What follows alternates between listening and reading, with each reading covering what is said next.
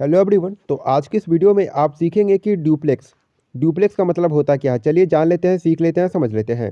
तो ड्यूप्लेक्स का मतलब होता है घर की संरचना जिसमें दो मंजिलें होती है, यानी कि ऐसा घर, ऐसा हाउस, ऐसा होम जिसमें दो फ्लोर हो, यानी कि दो मंजिल हो।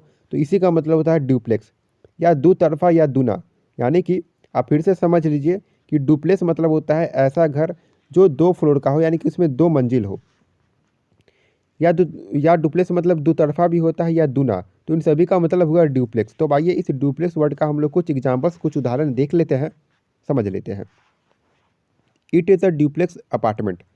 It is a duplex apartment तो कहने का अर्थ हुआ दोस्तों कि यह एक दो मंजिली अपार्टमेंट है, यानी कि ड्यूप्लेक्स अपार्टमेंट है। तो ड्यूप्लेक्स मतलब क्या होता है, यानी कि ऐसा कोई भी ऐसा चीज़ जो दो मंजिल का हो, दो फ्लोर का हो।